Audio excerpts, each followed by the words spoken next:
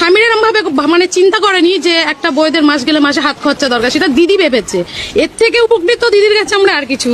ইংরেজরা এখন হয়তো ভাবছে আর বলছে, ইসালা লক্ষ্মী ভান্ডারটা যদি আমরা দিতে পারতাম তাহলে হয়তো ভারতবর্ষটা আমাদেরই হয়ে থাকতো, আর এখনো পর্যন্ত রাজত্বটা আমরাই করতাম। এত বড় ইস্ট ইন্ডিয়া কোম্পানি হয়েও আমাদের মাথায় আসেনি। একজন মূর্খ ভদ্র মেয়ে হয়ে রাজ্যের সব মেয়েগুলোর মন জয় করে নিল, আমরা হয়তো সেটা বুঝতেই পারিনি। শুধু লক্ষ্মী ভান্ডার নয়, আরেকটা ঘোষণা করেছে, মাধ্যমিক পরীক্ষার পর প্রতিটা ছেলেকে মাসে মাসে 1500 টাকা করে ভাতা দেবে। সত্যি আমার অনেক ভালো লেগেছে ঘটনাটা শুনে, হয়তো তোমরাও অনেক খুশি। প্রত্যেকটা মা বাবার কাছে আমার প্রশ্ন, তোমার মেয়ে বড় হবে, তোমার মেয়ের বিয়ে দেবে, তবে তখন চাকরিওয়ালা ছেলে তুমি খুঁজে পাবে না, ওই 1500 টাকা করে মাসে মাসে ভাতা পাওয়া ছেলেগুলোকেই তোমাকে বিয়ে দিতে হবে। একদম ঠিক কথা বলেছো, স্বামী যা দিতে পারিনি দিদি তাই দিচ্ছে। এই ভাবনাটা যদি তোমার কোনো পাড়ার ছেলে ভাবতো, দিদির মতো 1500 করে নয়, মাসে মাসে 3000 করে তোমাকে দিত, তাহলে হয়তো তোমার ঘরের সবকিছুই দিয়ে দিতে। থাকে অবাক করার ঘটনা কিছু হয়নি, সবাই জানতো ভোটের আগে 500 করে বাড়বে, কিন্তু অবাক করা ঘটনা হলো এটাই, যারা মুখে আবির মেখে ঘুরে বেড়াচ্ছে। 500 টাকা পেয়ে আমরা কিন্তু আজ সর্বহারা।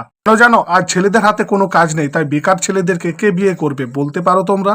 কন্যাশ্রী, শুভশ্রী, লক্ষ্মী ভান্ডার সব পাচ্ছে মেয়েরা। আমাদের রাজ্যের জনগণ কি বুঝতেই পারছে না আমাদের ছেলেগুলোর কি হচ্ছে অবস্থা? কোনো মেয়েকে যদি প্রশ্ন করা হয়, তুমি মাসে মাসে 1500 টাকা করে চাও না একটা চাকরি, বোকা মেয়েরা বলে উঠবে, আমরা কোনো চাকরি বাকরি চাই না, আমরা সব সময় লক্ষ্মী ভান্ডারটাই চাইছি। এটা মা বাবাই ভাবে আমি আমার মেয়েকে তুলে দেবো কোনো চাকরি করা ছেলের হাতে, কিন্তু এই রাজ্যে যে কোনো চাকরি নেই, এই রাজ্যে কোনো কাজ নেই। যারা চাকরি করতো তাদের মধ্যেও কিছু বন্ধ হয়ে গেছে। যে রাজ্যে প্রত্যেকটি মেয়েকে রাত্রি 8টার পর বাইরে বেরোতে মানা, সেই রাজ্যে প্রতিটা মেয়েকে সুরক্ষা নয়, সেই রাজ্যে প্রতিটা মেয়েকে 1500 করে দিচ্ছ তুমি ভিক্ষা। মনে পড়ে সেই দিনের কথা, কলকাতায় ঘটে যাওয়া অভয়াকাণ্ড।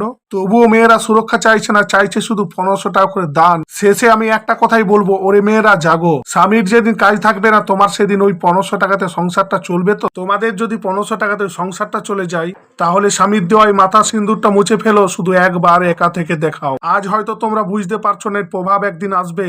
বলছি কি দিদি ভাই, তোমারও হয়তো ছোট্ট একটা বাচ্চা মেয়ে আছে, সে বড় হবে, তার বিয়ে দেবে, কিন্তু বিয়ে দেওয়ার জন্য তুমি চাকরিওয়ালা ছেলে সেদিন পাবে না। সেদিন তোমরা ভালো করে বুঝতে পারবে। প্রতিটা ঘরে প্রতিটা মেয়েকে 1500 টাকা করে নয়, প্রতিটা বাড়িতে একটা করে চাকরি দাও, তাহলে হয়তো এই গরিব গরিব সংসারগুলো একটু বাঁচবে। বাংলায় একটা প্রবাদ আছে, বসে খেলে নদীর বালিতেও কুলায় না।